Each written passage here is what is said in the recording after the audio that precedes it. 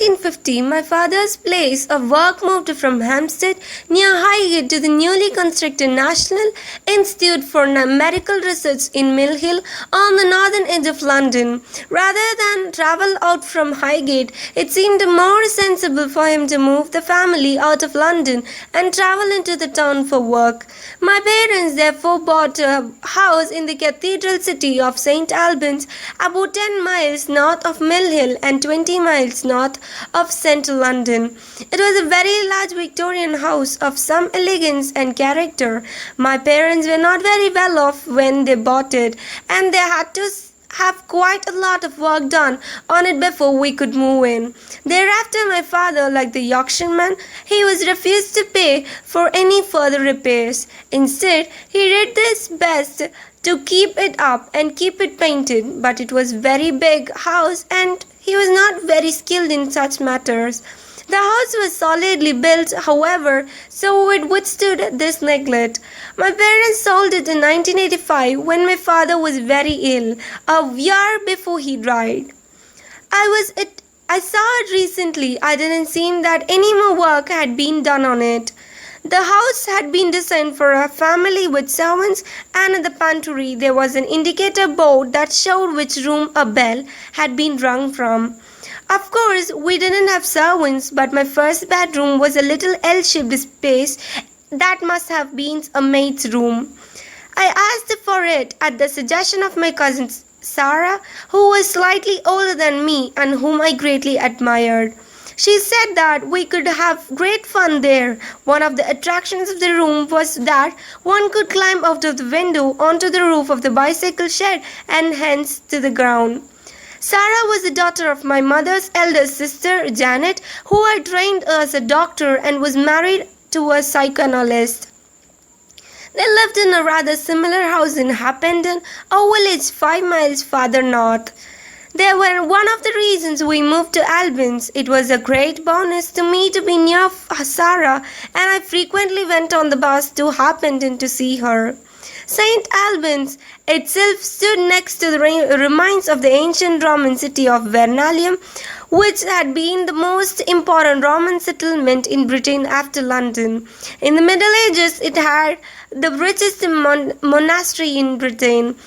It was built around the shrine of St. Alban, a Roman centurion who is said to have been the first person in Britain to be executed for his Christian faith. All that remained of the abbey was a very large and rather ugly church and the old gateway building, which was now part of St. Albans School, where I later went. St. Albans was a somewhat stodgy and conservative place compared with Highgate or Harpenden. My parents made hardly any friends there. In part, this was their own fault, as they were naturally rather solitary, particularly my father. But it has also reflected a different kind of population. Certainly, none of the parents of my school friends in St. Albans could be described as intellectuals. In Highgate, our family had seemed fairly normal, but in St. Albans, I think, we were definitely regarded as eccentric. This perception was increased by the behavior of my father, who cared nothing for appearances if this allowed him to save money. His family had been very poor when he was young, and it had been left a lasting impression on him. He couldn't bear to spend money on his own comfort, even when in later years he could afford to. He refused to put in central heating even though he felt the cold badly. Instead, he would wear several sweaters and a dressing gown on top of his normal clothes. He was, however, very generous to other people. In the 1950s, he felt we couldn't afford a new car, so he bought a Proval London taxi, and he and I built a Nissan hut as a garage. The neighbors were outraged, but they couldn't stop us. Like most boys, I was embarrassed by my parents, but it never worried them. For holidays, my parents bought a gypsy caravan, which they placed in a field Osmington Mills on the south coast of Britain near Weymouth. The caravan had been brightly and elaborately decorated by its original gypsy owners. My father painted it green all over to make it less obvious. The caravan had a double bed for the parents and a cupboard underneath for the children, but my father converted it to the bunk beds using army surplus stretchers while my parents slept in an army surplus tent next door. We had our summer holidays there until 1958, when the country council finally managed to remove the caravan. When we first came to St. Albans, I was sent to the high school for girls, which despite its name took boys up to the age of 10. After I had been there for one term, however, my father made one of his almost yearly visits to Africa, this time for a rather longer period, about for 4 months. My mother didn't feel like being left alone all that time, so she took my 2 sisters and me to visit her school friend Boyle, who was married to the poet Robert Graves. They lived in a village called Dea on the Spanish island of Majorca. This was only 5 years after the war, and Spain's dictator Francisco Franco, who had been an ally of Hitler and Mussolini, was still in the power. In fact, he remained in the power for another 2 decades. Nevertheless, my mother, who had been a member of the Young Communist League before the war, went with 3 young children by boat and train to Majorca. We rented a house in there and had a wonderful time. I shared a tutor with Robert's son, William. This tutor was a protege of Robert's and was more interested in writing a play for the Edinburgh Festival than in teaching us. To keep us occupied, he therefore set us to read a chapter of the Bible each day and write a piece on it. The idea was to teach us the beauty of the English language. We got through all of the Genesis and part of Exodus before I left. One of the main things I learned from this exercise was to begin a sentence with "and." When I pointed out the most sentences in the Bible began with "and," I was told that English had changed since the time of King James. In that case, I argued, why make us read the Bible? But it was in vain. Robert Graves at that time was very keen on the symbolism and mysticism in the Bible, so there was no one to appeal to. We got back as the Festival of Britain was beginning. This was the Labour government's idea to try to recreate the success of the Great Exhibition of 1851, which had been organized by Prince Albert and which was the first World's Fair in the modern sense. It provided a welcome relief from the austerity of the war and post-war years in Britain. The exhibition, held on the south bank of the Thames, opened my eyes to the new forms of architecture and to the new science and technology. However, the exhibition was short-lived. The Conservatives won an election that autumn and closed it down.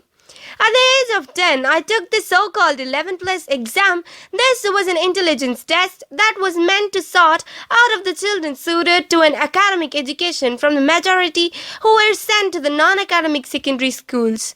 This 11 plus system led to the number of working class and not lower middle class children reaching university and distinguished positions, but there was an outcry against this whole principle of the once and for all selection at age of 11, mainly from middle class parents who found their children sent to schools with working class kids.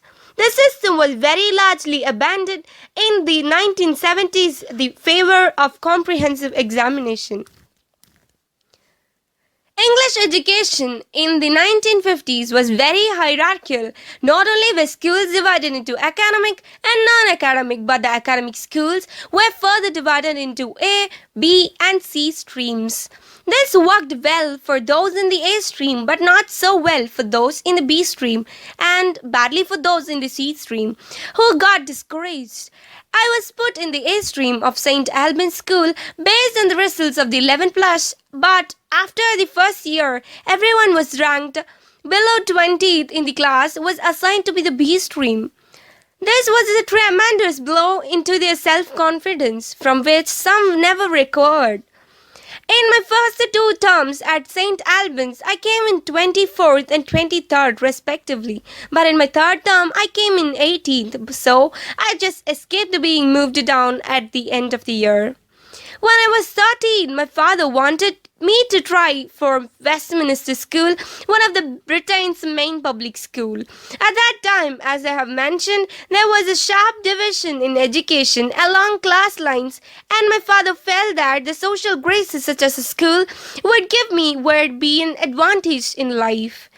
My father believed that his own lack of poise and connections had led to him being passed over in this career in the favor of people of less ability. He had a bit of a chip on his shoulder because he felt that other people who were not as good but who had the right background and connections had gotten ahead of him. He used to warn me against such people. Because my parents were not well off, I would have to win a scholarship in order to attend Westminster. I was ill at the time of the scholarship examination, however, and I did not take it. Instead, I remained at St. Albans School, where I got an education that was so good as, if not better than, the one I could have at the Westminster. I have never found that my lack of social graces has been a hindrance, but I think physics is a bit different from medicine. In physics, it doesn't matter what school you went to or to whom you are related, it matters what you do. I was never more than about halfway up the class. My classwork was very untidy, and my handwriting was the despair of my teachers. But my classmates gave me the nickname Einstein, so presumably they saw signs of something better. When I was 12, one of my friends bet another friend a bag of sweets that I would never amount to anything. I don't know if this bet was ever settled, and if so, which way it was decided. I had 6 or 7 close friends, most of whom I am still in touch with. We used to have long discussions and arguments about everything from radio control models to religion and from parapsychology to physics. One of the things we talked about was the origin of the universe and whether it had required a god to create it and set it going. I had heard that light from distant galaxies was shifted towards the red end of the spectrum and that this was supposed to indicate that the universe was expanding. But I was sure there must be some other reason for the red shift. An essentially unchanging and everlasting universe seemed so much more natural. Maybe light just got tired and more red on its way to us, I speculated. It was only after about 2 years of PhD research that I realized I had been wrong. My father was engaged in research on tropical diseases and he used to take me around his laboratory in Mill Hill. I enjoyed this, especially looking through microscopes. He also used to take me into the insect house where he kept mosquitoes infected with tropical diseases. This worried me because there always seemed to be a few mosquitoes flying around loose. He was very hardworking and dedicated to his research. I was always very interested in how things operated and I used to take them apart to see how they worked, but I was not so good at putting them back together again. My practical abilities never matched up to my theoretical inquiries. My father encouraged my interest in science and he even coached me in mathematics until I got to a stage beyond his knowledge. With this background and my father's job, I took it as natural that I would go into scientific research. When I came to the last 2 years of school, I wanted to specialize in mathematics and physics. There was an inspiring math teacher, Mr. Tahata, and the school had also just built a new math room, which the math set had as their classroom. But my father was very much against it because he thought there wouldn't be any jobs for mathematicians except as teachers. He would really have liked me to do medicine, but I showed no interest in biology, which seemed to be too descriptive and not sufficiently fundamental. It also had a rather low status at school. The brightest boys did mathematics and physics, and the less bright did biology. My father knew I wouldn't do biology, but he made me to do chemistry and only a small amount of mathematics. He felt this would keep my scientific options open. I am now a professor of mathematics, but I had not had any formal instruction in mathematics since I left St. Albans School at the age of 17. I have had been to pick up what I know as I went along. I used to supervise undergraduates at Cambridge and keep 1 week ahead of them in the course. Physics was always the most boring subject at school because it was so easy and obvious. Chemistry was much more fun because unexpected things such as explosions kept happening. But physics and astronomy offered the hope of understanding where we came from and why we are here. I wanted to fathom the depths of the universe. Maybe I have succeeded to a small extent, but there's still plenty to want to know.